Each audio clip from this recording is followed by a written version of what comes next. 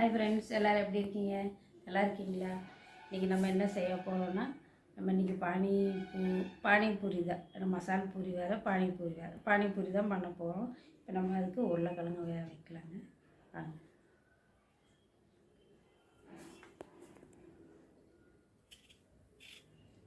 நல்லா கழுவிட்டேன். ஆனால் இருந்தாலும் அதோட தோல் கலர் ரெண்டாக கட் பண்ணி வேக வைப்பேன். ஒரு பக்கம் வெந்திருக்கும், ஒரு பக்கம் வேக வைப்பேன்.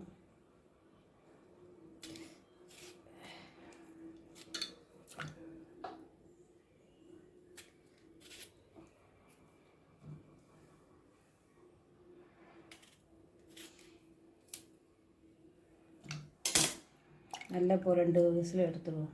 2-3 விசில் போட்டு வேக வச்சிடலாம்.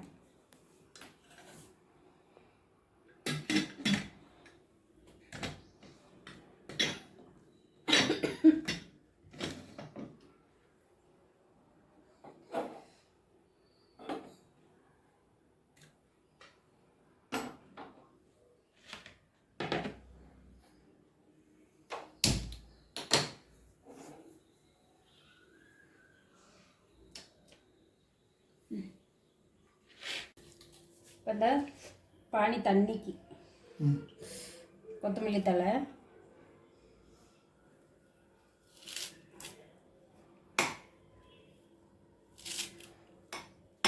போட்டலாங்க. ஜூஸுக்கு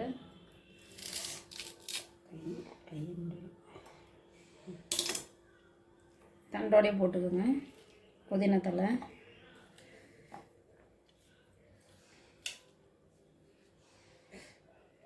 பச்சை மிளகாய் நல்லா காரம், அதனால் 2 போட்டுக்கிறேன். இஞ்சி ஒரு 3 துண்டு பண்ணி போட்டுக்கோங்க, இல்லை நிறையாது. சீரகத்தூள்,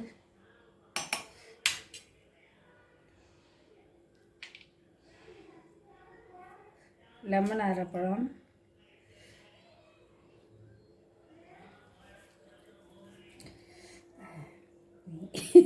கை காய் புளிஞ்சிக்கலாம். ஒரு அரைப்பழம் அதிலேயே நீங்கள் புளிஞ்சிக்கோங்க. வடிகட்டிட்டு லைட்டாக உப்பு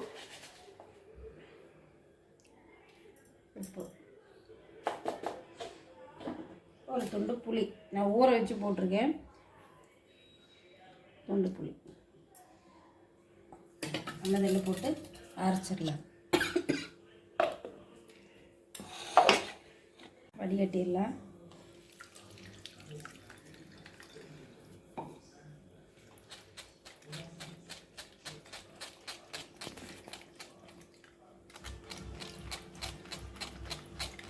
நம்ம அதில் எடுக்கும்போது திப்பி திப்பியாக இருக்கும். நான் அது மாதிரி அதுக்கு அப்படியே தனியாக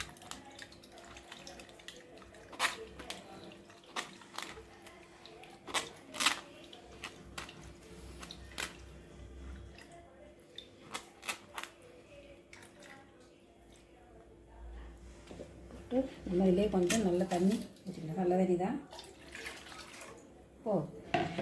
இந்த அளவுக்கு தண்ணி இருந்தால். உப்பு காரமெல்லாம் இருக்கான்னு பார்த்துக்கோங்க. புளிப்பு காரம் எல்லாமே இருக்குது. லைட்டாக உப்பு கம்மியாக இருக்குது, போட்டுருவோம்.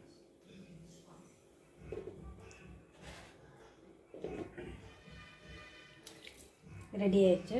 உருளைக்கிழங்கு வேக வச்சுருக்கேன். அதை ஆறிட்டு உரிச்சதுக்கப்புறம்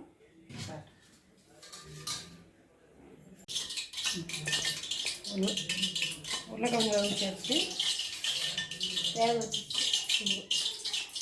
நல்லா ஒரு மசிச்சுருங்க.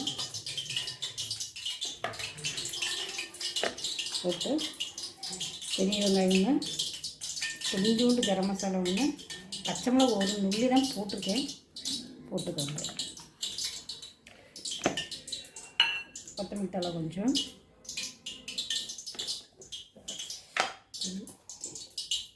மிளகாத்தூள் கொஞ்சம்,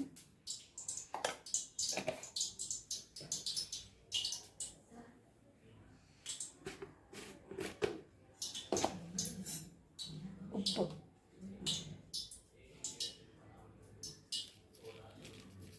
பார்த்துட்டு போட்டுக்கணும். நல்லா மசிக்கணும்.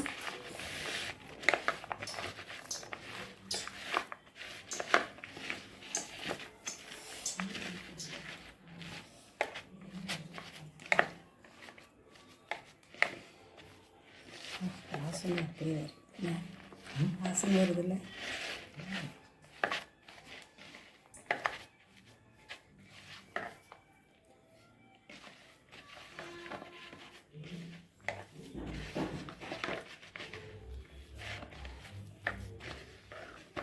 நல்லா மசிச்சு வச்சு பார்க்கணும் டேஸ்ட்டாக. கொஞ்சம் உப்பு பார்த்துக்கலாம்.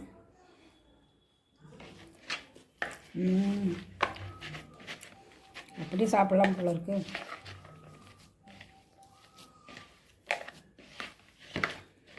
சூப்பராக இருக்குங்க.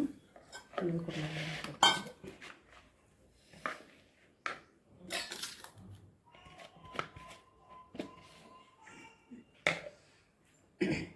நம்ம இந்த பூரிக்கு வந்து மசாலா ரெடி பண்ணியாச்சு.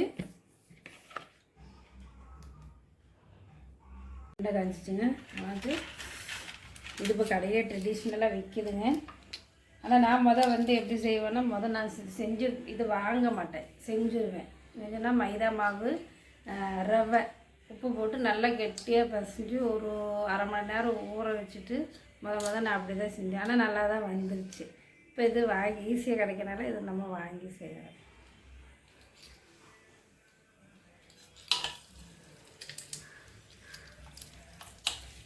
இது நம்ம சின்ன கிண்ணமாக பாகமாக எடுத்து நம்ம ரவுண்ட் ரவுண்டாக கட் பண்ணி வச்சு எடுத்து அச்சு மாதிரி எடுத்துக்கலாம். நல்லாயிருக்கும்.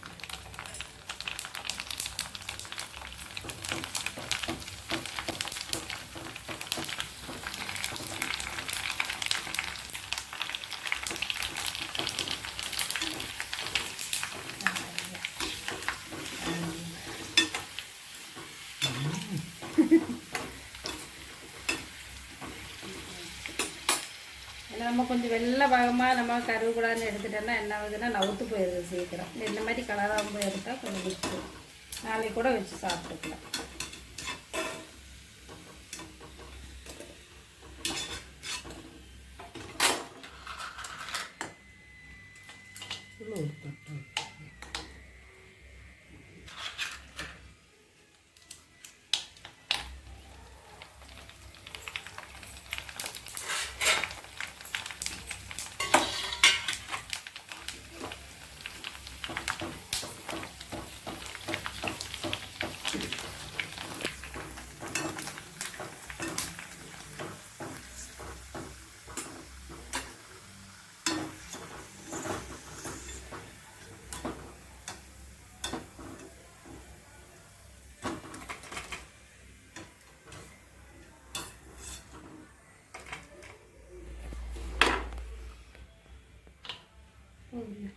எண்ணெய் பொரிச்சுக்கலாம்.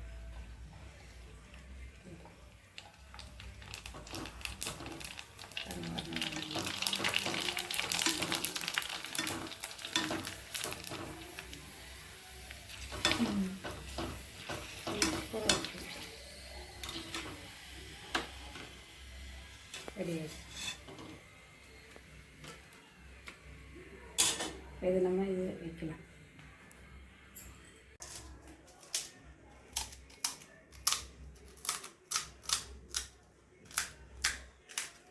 இந்த மாதிரி உடச்சிட்டு ஸ்டஃபி நம்ம போட்டுக்கலாங்க.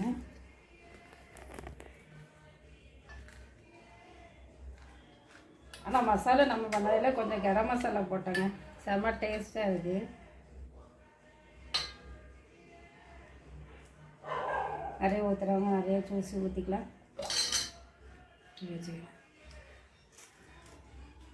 வச்சு ஆனால் அது உடைக்கும் போது கொஞ்சம் பொறுமையாக தாங்க உடைக்கணும். புடக்கணும் வச்சு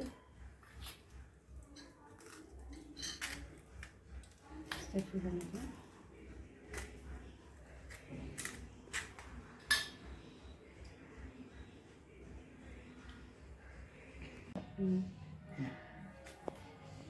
சூப்பராக ரெடி ஆகிட்டு இப்போ இதை நம்ம சாப்பிட்டு காட்ட போகிறோம். இப்போ நம்ம மசாலா எடுத்து வச்சுட்டு நம்ம தண்ணி அந்த பானி ஊற்றி வச்சிட்டோன்னா ஊறிடுது. இப்போ நம்ம சாப்பிடும்போது ஊற்றிட்டு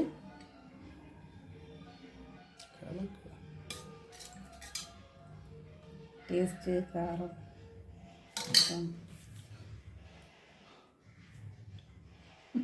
அப்படியே சாப்பிடணும். எவ்வளவோ பெரிய ஆள். எல்லாரும் பாருங்க.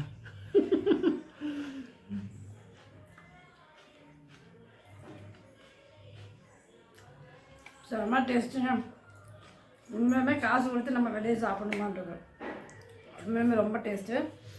கண்டிப்பாக நீங்களும் வீட்டில் செஞ்சு பாருங்கள்.